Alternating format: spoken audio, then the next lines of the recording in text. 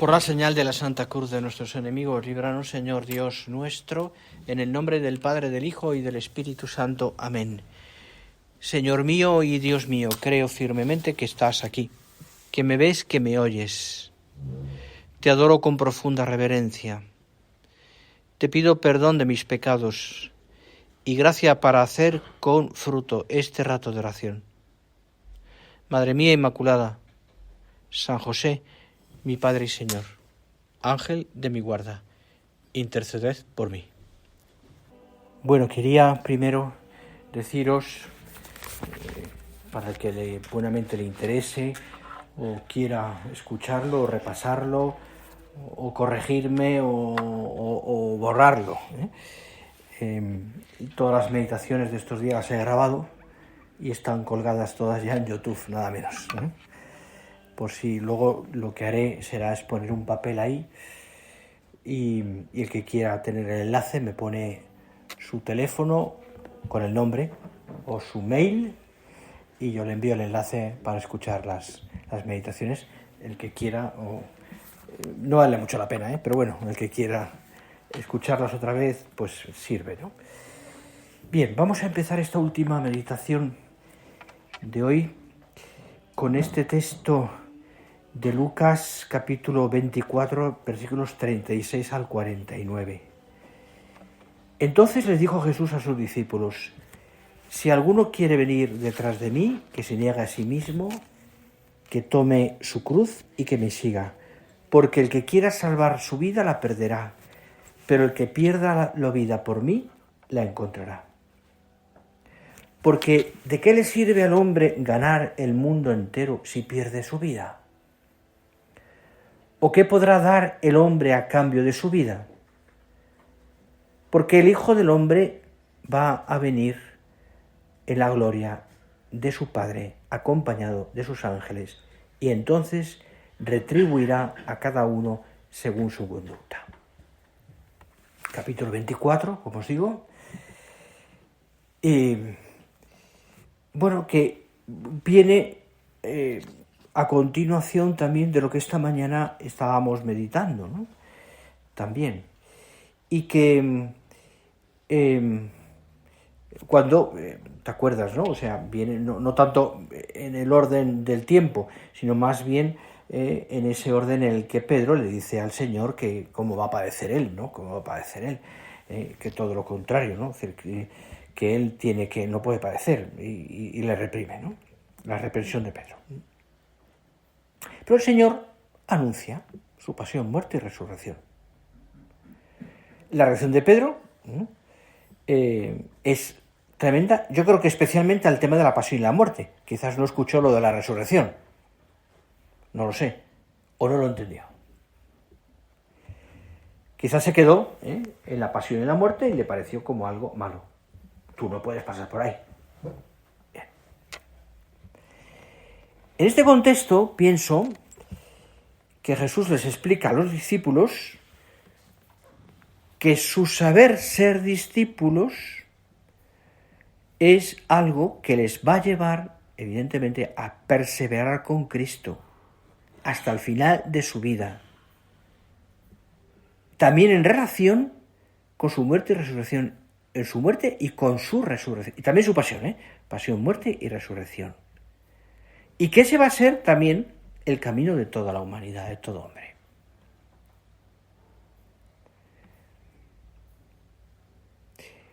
¿Qué pasa? Que el Señor está afirmando con esto, cuando habla del final, está afirmando la vida después de la muerte, la resurrección y la retribución, castigo y premio. Castigo y premio. Eso que a veces uno ahora mismo puede ser poco políticamente correcto cuando se habla de Dios premia a los buenos, castiga a los malos, ¿no? Es decir, a veces puede, o no sé si políticamente correcto o incorrecto, o puede ser eclesiásticamente incorrecto, ¿no? Que Dios castiga a los malos. A veces hemos convertido a Dios en una especie de Dios un buenismo que no tiene mucho sentido, sobre todo porque Dios no es, por supuesto que es Padre, por supuesto que es compasión, por supuesto que es misericordia, pero no deja de ser juez. no deja de ser juez.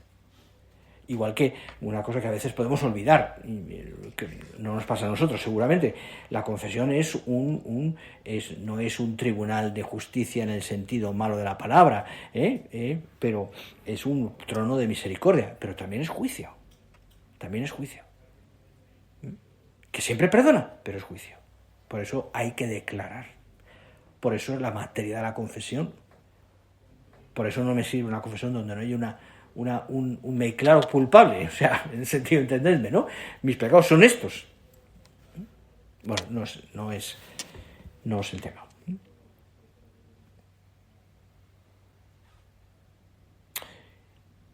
La vida después de la muerte, la resurrección y la retribución.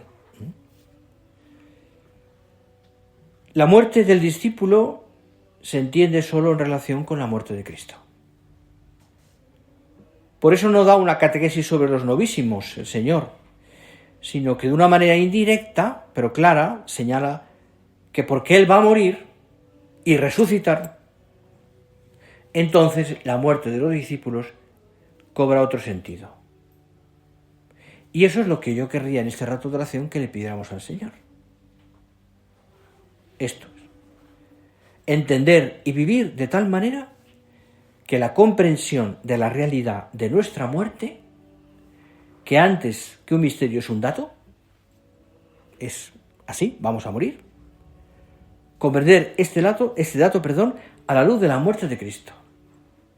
Y lo que Él dice, que nos ayuda a entenderlo de un modo nuevo, como tienen que entenderlo los que somos discípulos del Señor. Entendedme esto como algo que nos puede ayudar y sobre todo para saber concretamente, pues que es claro, es decir, un dato que no es más, y digo, no es un misterio, es un dato, o sea, somos conscientes todos de que llega al final de nuestra vida, queramos o no, está ahí. Somos protagonistas y testigos también de final de vida de tantas personas que están cerca de nosotros y nos toca hacer muchos funerales. Es un dato. Pero hay que entenderlo también a la luz de la muerte y resurrección del Señor. Es un modo nuevo como tienen que entenderlo los discípulos. Esto me recuerda esa anécdota que siempre cuento, que se la oía un cura en una parroquia. Era en Galicia, me la contó en gallego, no soy capaz de repetirla en gallego, pero de un sacerdote joven que estaba explicando pues la santidad a los paisanos.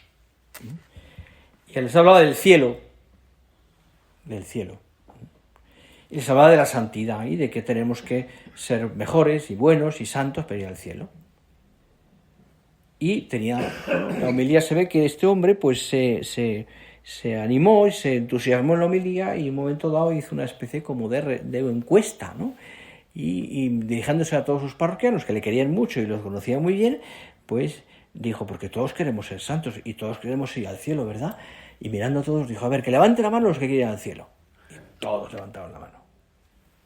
Menos una mujer que estaba al final, que se quedó callada. Cutadiña, como dicen en Galicia, ella, ¿no? Y le extrañó,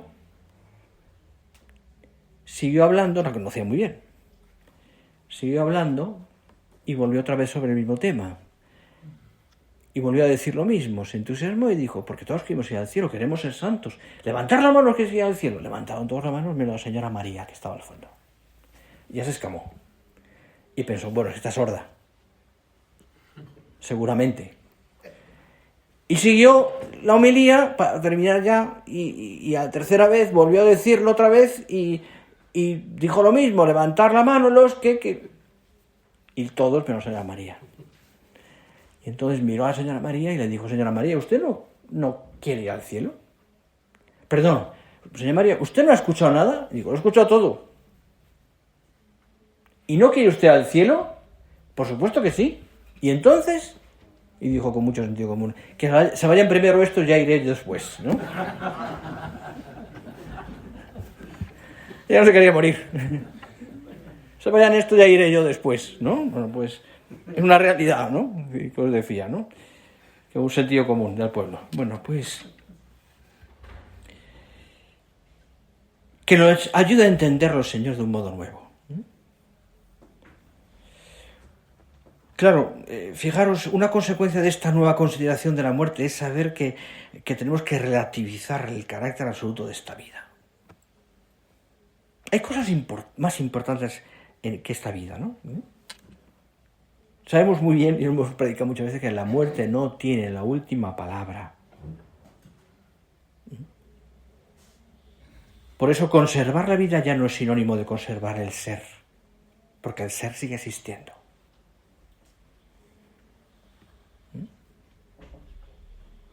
Así es. Me acuerdo un sacerdote ya mayor que ya falleció, ya trabaja muchísimo, y que me acuerdo que tuve una conversación con él. Había pasado un cáncer terrible, y mucho más terrible fue todo el proceso de curación, entre comillas, curación del cáncer. Un año y en octubre de aquel año fui a donde vivía, era un sacerdote de la obra, de la prelatura, llevaba muchos años ya de vocación y de sacerdocio, y le dije, pregunté cosas, hablamos un rato largo. Yo iba a estar unos minutos, me quedé toda la tarde porque fue para mí un curso de retiro, aquella conversación. Y hablamos de muchas cosas, ¿no? Habló, me contó, estaba animado para recoger otra vez, estaba en una parroquia que llevaba la obra en aquella ciudad y quería retomar otra vez el testigo, con mucha ilusión. Y entonces me dijo una cosa que me conmovió muchísimo y al mismo tiempo que me hizo pensar mucho, ¿no? Dice, mira, después de este año, Javier, donde he pasado de todo, he pasado miedos y he aprendido a ver, el Señor me ha enseñado qué es lo importante y cómo tantas cosas son relativas. He aprendido a relativizar tantas cosas que muchas veces que en la vida me han importado y no tienen ninguna importancia. A mí me quedo muy impresionado, ¿no? Porque tenía autoridad para decirlo, ojo. Autoridad moral para decirlo, porque era verdad todo lo que estaba contando. La verdad es que empezó a trabajar, pero después en enero volvió a recaer y se lo llevó el Señor en pocas semanas. Bueno, pues fijaros, ¿no? Es decir, al hilo y a la luz de todo esto, de la consideración de la muerte, uno contempla a la luz de Cristo, a la luz de la muerte y resurrección del Señor, lo relativo que son tantas cosas que nos parecen importantísimas y no son tan importantes. Cristo permite vencer el miedo radical que lleva por miedo a la muerte y que nos lleva a vivir como esclavos cuando uno tiene ese miedo. Evidentemente hay un miedo humano que es normal y que todos pasaremos.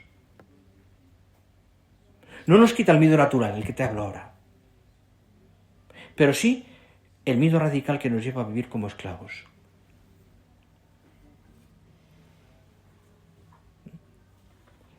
Ese miedo del que esconde el talento. Acordaros de la parábola.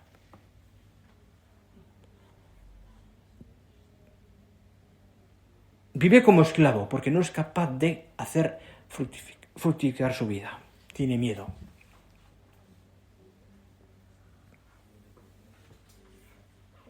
Por eso entendemos muy bien, cuando uno lo piensa a la luz de la vida y de la muerte del Señor y de la resurrección, lo que significa vivir la vida sin estar sometidos al miedo radical de la muerte, el miedo malo que hablo. Ese modo de vida que para muchos es temeridad, sin embargo, es condición esencial para el apóstol. Así es. Pienso que esta meditación de la pasión, muerte y resurrección del Señor y de nuestra vida y de nuestra pasión, de nuestra muerte también, a la luz de las palabras de Cristo, es también, en primer lugar, una llamada a la magnanimidad. Es decir, no tener miedo a que el Señor haga discurrir mi vida por sendas verdaderamente grandes, aunque a veces me produzcan vértigo. Miedo.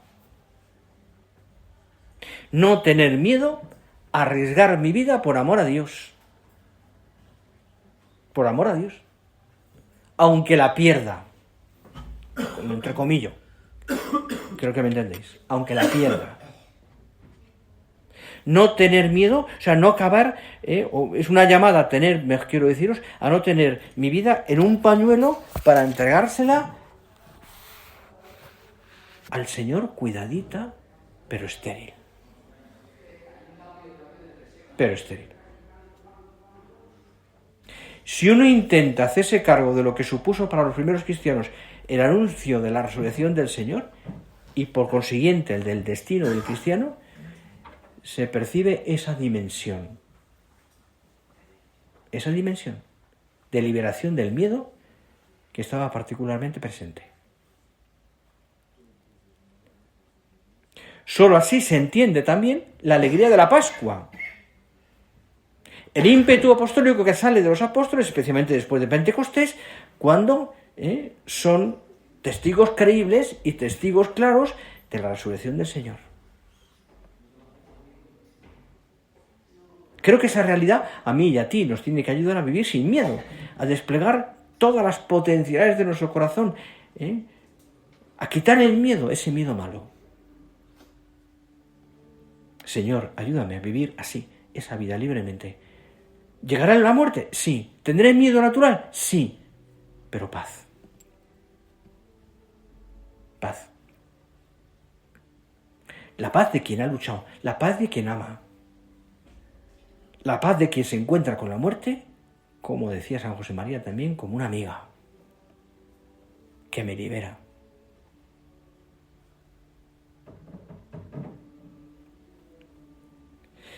También es bueno pedir al Señor, en relación con todo esto, sobre el destino que nos espera después de esta vida, pedir al Señor, aparte de la magnanimidad, ese vivir así, como decía, la responsabilidad, la gracia de la responsabilidad. Magnanimidad no es sinónimo de responsabilidad, no, todo lo contrario. Se trata más bien de la cuestión de la retribución, el juicio.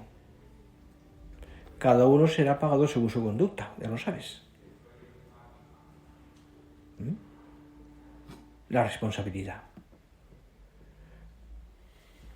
La revelación del destino eterno da a nuestra vida una mayor densidad existencial. Es decir, ¿a qué me refiero? Oye, que esto no es un juego, Que esto no es un juego. Que no hemos venido a la vida a jugar. Pide al Señor que la consideración de la muerte y de nuestro destino final te sirva y me sirva a mí para encontrar en esta consideración un mayor acicate para hacer las cosas bien. No, me estoy jugando algo importante. Me juego la salvación. De ahí nuestros actos. Los santos han entendido esto muy bien y han concluido muchas veces en sus consideraciones sobre todo esto, oye, que en lo que estoy, en hacer lo que el Señor me está pidiendo, la voluntad de Dios, me estoy jugando la salvación, la vida. Estoy jugando la vida. Han entendido perfectamente esto los santos. Yo creo que es bueno que junto a la magnanimidad, es decir, que decía antes, la responsabilidad, me estoy jugando cosas muy importantes, hacer las cosas bien porque me estoy jugando mi salvación, así de claro. Por supuesto, cuento con toda la ayuda de Dios, por supuesto, el Señor no me va a dejar solo, por supuesto, esto es algo que voy a tener la ayuda de la dirección espiritual, voy a tener la ayuda de muchas más cosas, pero para mí esto es importante.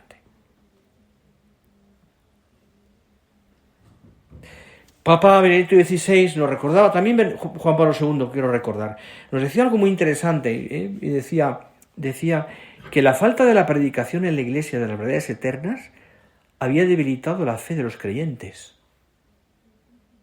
y también la coherencia en la forma de vivir la vida cristiana, y es verdad. Evidentemente no vamos a estar todo el día hablando del infierno, ni de la muerte, evidentemente, pero creo que no podemos obviar esta predicación en nuestra homilías en el momento oportuno y cuando sea oportuno, no solamente un funeral. Un funeral no es para poner al muerto en el cielo directamente, ¿no? Sino para hablarles de la vida y de la santidad y de muchas más. Bueno, pero si no voy a dirigir vuestras homilías. Pero que tenemos que hablar de las verdades eternas, por supuesto. Por supuesto.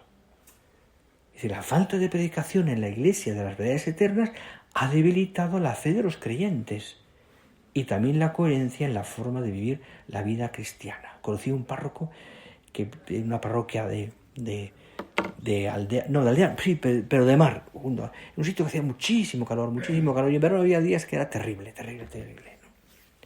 ¿no? Llevaba muchísimos años, tenía mucha sorna, muy irónico, muy gracioso, muy simpático, la gente le quería mucho, y recuerdo que me contaba un parroquiano suyo que un día de mucho calor, la gente era época que no había todavía aire acondicionados ni nada, llevaban unos abanicos y sus cosas, ¿no?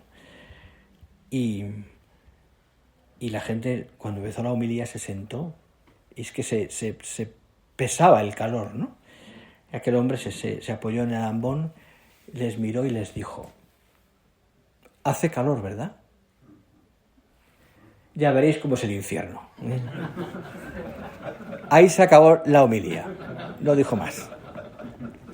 Se acabó la homilía ahí. La gente entendió perfectamente. Tenía capacidad de hacerlo, Tenía simpático y además la gente le entendía, ¿no? Conocí a otro párroco de parroquia de pueblo, de aldea también, pero del monte, que llegaba el domingo, decía tanto frío, que la gente cuando acababa el evangelio no se sentaban para que no hubiera homilía. Sentaron, nadie se sentaba. Hacía tanto frío, venga, rapidito que nos vamos, ¿no? No había homilía. Bueno, pues el contraste, ¿no? Hace calor, veréis lo que es el infierno. Quedó claro lo que le tienes que decirles. Bueno, pues eso, que hay que hablar de esto.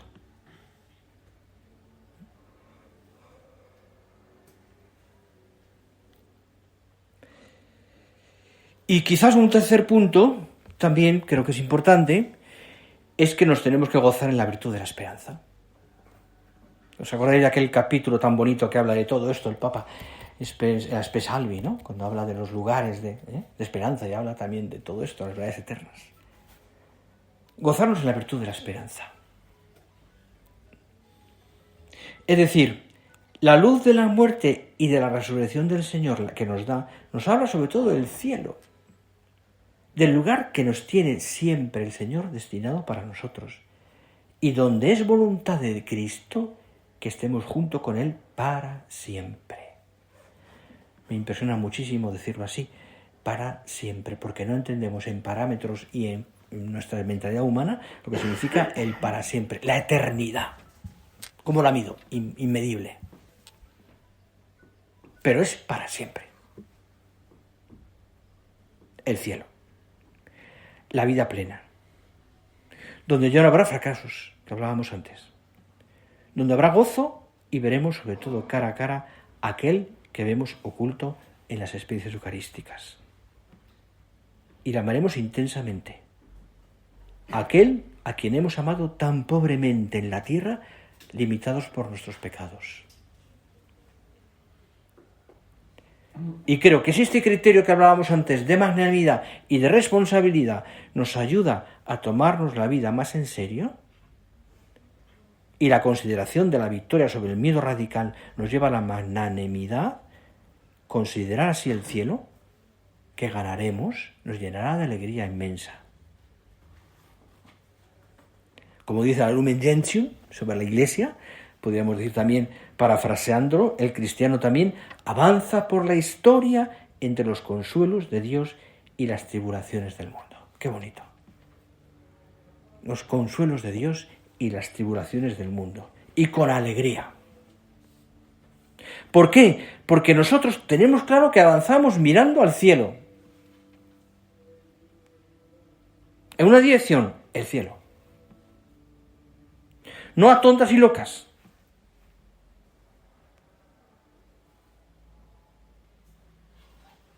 Esto no se puede decir a un grupo de mujeres. No andáis a tontas y locas, no.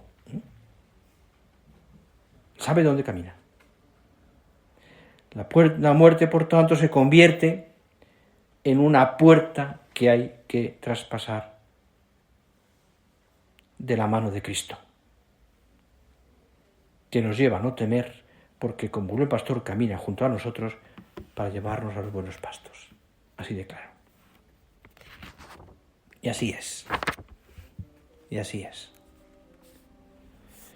Por eso nuestra predicación de todo esto, insisto en lo que decía antes Benedicto XVI, tiene que ser positiva. Clara, Clara, por supuesto. Por supuesto. Pero positiva. Y siempre con un punto de esperanza. Un punto de esperanza. Porque pensar en esto es pensar en la esperanza, no es otra cosa. Voy a acabar ya, aunque me quedan unos minutitos, vamos a terminar. Ya os veo cansados de tanto predicación. Y por supuesto que nos encontraremos con la Virgen nuestra Madre Santa María. Reina del cielo, qué bonito, Reina del cielo. Cosa tan hermosa. En cuerpo y alma. En cuerpo y alma. La serenidad de la Virgen. Me viene a la cabeza inmediatamente la imagen de María dormida, la dormición de María, ¿no? La serenidad de la Virgen, esculturas, ¿no?, tan bonitas, ¿no?, de la Virgen dormida. Pues eso, con ella en el cielo. Ella nos abrirá la puerta. Por eso tenemos que ser, el sacerdote tiene que ser tan mariano. Porque eso tiene la Virgen tiene una especial, yo diría como deferencia y un especial cariño a los sacerdotes. Que tú solo tengas a ella también. Aquí es muy fácil, Fátima. Y que le pidas a la Virgen que ella me lleve, que me abra las puertas, que me dé la mano para llegar al cielo. Y detrás de mí, Señor, de mi sacerdocio, muchas almas que yo, por mi vida, y por mi lucha, y por mi santidad, pueda llevar al cielo también. Vamos a poner todo esto en manos de nuestra Madre Santa María, y después cuando vayas y vas al rosario, pon en sus manos y pídeselo a ella, a nuestra Madre Regina Coeli.